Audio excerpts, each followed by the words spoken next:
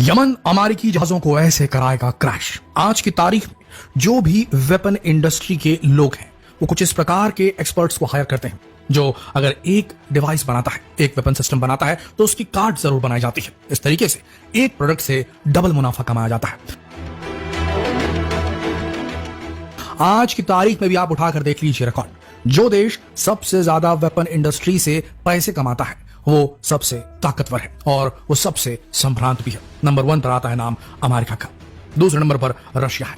Military ताकत की बात कर रहे हैं तो ये दोनों देश जो है बड़ी मात्रा में हथियार बनाते हैं और इससे पूरी दुनिया पर इनका रुतबा रुबाब कायम रहता है। भारत भी इस डायरेक्शन में मेक इन इंडिया के तहत आगे बढ़ रहा है। लेकिन बात यहां हो रही है यमन की, और ये बात हमने आपको जो बताई, जो फैक्ट अभी हमने आपको समझाया, वो इसलिए समझाया क्योंकि यमन के पास वो हथियार है जो काउंटर कर सकता है अमेरिका और यूके के सबसे खतरनाक हथियार को। और वो सबसे खतरनाक हथियार है एयर स्ट्राइक करने वाले एडवांस्ड फाइटर जेट विमान, लड़ाकू विमान। जी हाँ दोस्तों, लड़ाकू विमानों को खत्म करने के लिए एक नई टेक्नोलॉजी विकसित की गई जिसमें सबसे पावरफुल बताया जाता है रशिया का S-400, जो कि अब S-500 भी लेकर आने वाले हैं। S-500 एयर डिफेंस सिस्टम, जो कि आसमान में हवाई रक्षा करता है, हवाई सुरक्षा प्रदान करता है। एक ऐसा इनविजिबल हवाई सुरक्षा कवच प्रदान करता है जो आने वाले किसी भी खतरनाक हवाई थ्रेट, जिसमें लड़ाकू विमान हो सकते हैं, ड्रोन्स हो सकते हैं, मिसाइल्स हो सकती हैं, उन सबको हवा में ही खत्म करने की कैपेबिलिटी होती है। आपको बता दें S-400 एयर डिफेंस सिस्टम के अंदर आयरन डोम से ज्यादा बेटर, ज्यादा लॉन्गर, ज्यादा विध्वंसक डिफेंस कैपेबिलिटी S-400 के अंदर। तो आपको बता दें इसी प्रकार का जो डिफेंस सिस्टम है उसका देसी जुगाड़ निकाल लिया है यमन के हुती विद्रोहियों ने। पुराने जमाने के सोवियत काल के वेपन्स को कुछ इंस्टेंसेस में उन्होंने बदल दिया है अपने हिसाब से। इसके अलावा कुछ टेक्नोलॉजीज, ऐसी सस्ती टेक्नोलॉजीज, कॉस्ट इफेक्टिव टेक्नोलॉजी उन्होंने विकसित की है जो SAM यानी कि सरफेस टू एयर मिसाइल का काम कर सकती हैं, जिन्हें कंधे से भी लॉन्च किया जा सकता है। इस वीडियो में हम जानेंगे किस तरीके से यमन के हुती विद्रोही, अब कभी भी खबर आ सकती है दोस्तों, देखिए यमन के हुती विद्रोही जिस तरीके से इस जंग को लड़ रहे हैं, उनका जो अप्रोच है, उनका जो एंड टारगेट है वो साफ साफ गाजा में शांति है और उसको लेकर वो कुछ भी करने को तैयार है। ऐसी स्थिति में अभी तक तो आपने देखा किस तरीके से 12 से लेकर के फिर 20 कितनी सारी एयर स्ट्राइक कर चुके हैं यूएस यूके के खतरनाक फाइटर जेट्स। कभी ना कभी अब खबर आ सकती है कि यमन के हुती विद्रोहियों ने अपने कंधे पर एक मैन पैड लॉन्चर रखा और उससे एक SAM निकली, सरफेस टू एयर मिसाइल निकली और एक लड़ाकू विमान जो है वो नीचे किया। क्या आपको बता दें इससे पहले भी गिरा चुके हैं, इससे पहले भी यमन के हुती विद्रोही फाइटर जेट्स को गिरा चुके हैं। कुछ कैपेबिलिटीज बताते हैं आपको इनकी।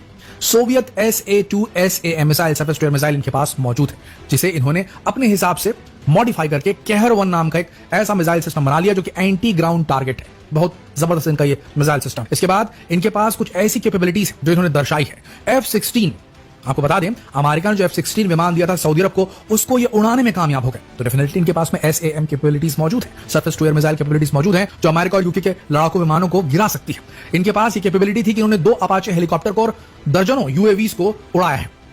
अमेरिका ने जो सऊदी अरब को दिए थे और सऊदी अरब ने जंग के दौरान यमन के ऊपर जो डाले थे उन सबको इन्होंने उड़ाया। इसके अलावा यमन के प्रो हुती एयर डिफेंस पर्सनल, इन्होंने भी डेवलप किया है खतरनाक, जो बोलना चाहिए कि surface to air missile system. Originally जो इनके पास में सिस्टम मौजूद था R-270 air to air missile थी, guided by FLIR ultra 8500 turrets, और इसे लॉन्च किया जाता था APU-60 के माध्यम से।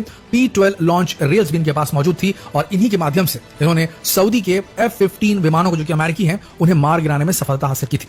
इसके अलावा इनके पास में एंटी एयरक्राफ्ट गन भी बताई जाती है जो कि बड़ी आसानी से गिरा सकती है लड़ाकू विमानों को। कुल मिलाकर देखा जाए तो इनके पास में SAM कैपेबिलिटीज कुछ हद तक है, कुछ इन्होंने मॉडिफाई की हुई है, कुछ इन्होंने बाई की है, किसी तरीके से इन तक पहुंची। इसके अलावा शायद आपको मालूम नहीं होगा दोस्तों, लेकिन यमन के पास इसकी खुद की छोटी ही सही लेकिन एयरफोर्स मौजूद है, जिसमें इनके पास अलग अलग प्रकार के विमान मौजूद है, जिसमें MiG-21 है, MiG-29 है, सुखोई Su-22 है और नॉर्थरॉप F-5 है। हेलीकॉप्टर्स भी मौजूद है इनके पास में, और हेलीकॉप्टर्स के साथ साथ इनके पास में सबसे इंपॉर्टेंट चीज जो मौजूद है वो है किसी भी तरीके से इजराइल को रोकने का एक अलग ही लेवल का जज्बा, जिसके चलते अपनी जान की फिक्र करे बगैर ये लगातार रिलेंटलेसली लड़ रहे हैं और लड़ते रहेंगे। इनका इस प्रकार का सिचुएशन वहां क्रिएट हो। देखिए कुल मिलाकर देखा जाए तो पूरे मिडिल ईस्ट में ये जो सेंटीमेंट है एंटी इजराइल वाला, ये थोड़ा सा एक लेवल तक आ चुका है, क्योंकि कई बार प्लीड किया गया, इवन गिड़गिड़ा गया किसी तरीके से ये जंग जो है वो रुक जाए, लेकिन इसे रोकने को तैयार ही नहीं था इजराइल। इजराइल को अपनी ताकत पे इतना गुमान था, वो ये सोचता था कि वो आराम से वाइप आउट कर देगा हमास को और गाजा की जमीन को हथियार लेगा, ये बहाना देकर कि बार बार इस जमीन का इस्तेमाल इजराइल पर हमले के लिए किया जाएगा। ये प्लान था इजराइल का। इजराइल ने कभी नहीं सोचा था कि हमास के लड़ाके और गाजा के अंदर जो दूसरे इस्लामिक फैक्शंस हैं, इस्लामिक रेजिस्टेंस के ग्रुप हैं, वो एक साथ आकर इजराइल को इतनी कड़ी टक्कर देंगे, यमन की होती इस प्रकार की टक्कर देंगे,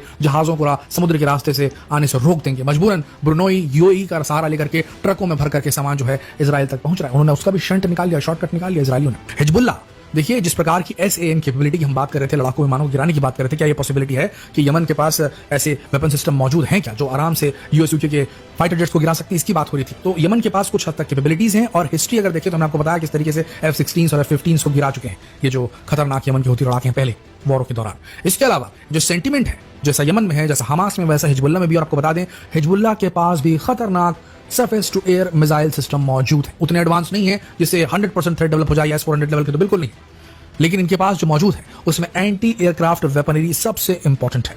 सरफेस टू एयर मिसाइल्स भी इनके पास मौजूद है।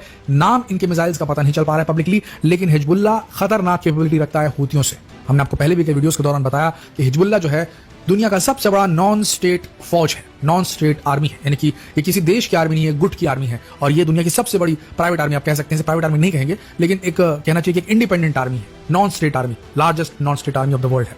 तो इनके पास कैपेबिलिटी यमन की हूती विद्रोहियों से ज्यादा बेटर है, इनके कनेक्शन ईरान के साथ में ज्यादा बेटर है, तो इनके पास भी SAM कैपेबिलिटीज हैं। इन केस ऐसा होता है कि हिजबुल्लाह का फ्रंट भी ओपन हो जाता है, सीज फायर की बातें जो चल रही हैं पूरी तरीके से फेल हो जाती हैं, और इजराइल बोलता है फेल हो चुकी है, तो जितनी जल्दी हो सके इस जंग को महीनों के अंदर समेट दिया जाए। नेतन्याहू ने कह दिया है कि जंग सालों नहीं चलेगी, पर महीने जरूर चलेगी। इन चंद महीनों के अंदर इजराइल कोशिश करेगा पूरी तरीके से गाजा को अपने अंदर कब्जा करने का। अगर ट्रूस डील फेल हो जाती है, तो युद्ध विराम की बातचीत अगर फेल हो जाती तो, और ऐसा अगर करेगा इजराइल, तो उसके बाद हिजबुल्लाह भी अपना फ्रंट ओपन करेगा, यमन के हूती भी अपना फ्रंट ओपन करेंगे। नतीजतन इजराइल अपने फाइटर जेट से लगातार तबाही मचाएगा हिजबुल्लाह में और यमन में, जिसके काउंटर में इस प्रकार के SAM सिस्टम निकाल करके यमन से भी यूएस यूके के जो फाइटर जेट्स उनको नुकसान पहुंचाया जा सकता है। और हिजबुल्लाह भी इजराइल के फाइटर प्लेन्स को गिराने की थोड़ी बहुत क्षमता रखता है, लेकिन देखना ही होगा कि ये ट्रूस डील होती कि नहीं होती है।